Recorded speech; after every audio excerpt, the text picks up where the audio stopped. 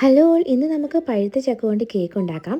ഈ പഴുത്ത ചക്ക നമ്മൾ മിക്സിയുടെ ജാറിൽ വെള്ളം ചേർക്കാതെ അരച്ചെടുക്കണം. ഇനിയും 1 കപ്പ് മൈദ അല്ലെങ്കിൽ പ്ലെയിൻ ഫ്ലോർ, 1 ടീസ്പൂൺ ബേക്കിംഗ് പൗഡറും 1 നുള്ളി ഉപ്പും കൂടി ചേർത്ത് അരിച്ചെടുക്കണം.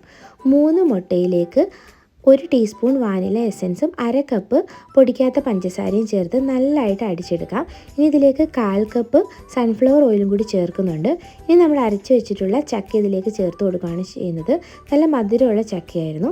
ഇനി നമ്മൾ മിക്സ് ചെയ്തതിന് ശേഷം നമ്മൾ അരിച്ച് വെച്ചിട്ടുള്ള പൊടികളും കൂടി ചേർത്ത് മിക്സ് ചെയ്ത് കൊടുക്കാം. ഞാൻ 6 ഇഞ്ചിൻ്റെ കേക്ക് ടിന്നിലാണ് ബേക്ക് ചെയ്തത്. 170 ഡിഗ്രിയിൽ 35 മിനിറ്റ് എടുത്തിട്ടുണ്ട് എനിക്ക് ബേക്കായി വരാൻ. നല്ല സോഫ്റ്റ് ആയിട്ടുള്ള കേക്ക് ഇവിടെ റെഡി ആയിട്ടുണ്ട്. തണുത്തതിന് ശേഷം മാത്രമേ ഇത് അൺമോൾഡ് ചെയ്യാവുള്ളൂ. നമ്മൾ ഈ കേക്ക് ഉണ്ടാക്കുമ്പോൾ തന്നെ നല്ലൊരു ചക്കയുടെ മണമാണ്. ഈ കേക്കിന് ചക്കയുടെ മണവും രുചിയുമാണ്. ഈ ചക്ക സീസണിൽ നിങ്ങൾ ഉറപ്പായിട്ട് ട്രൈ ചെയ്ത് നോക്കണം. നല്ല ടേസ്റ്റാണ്. Thank you for watching.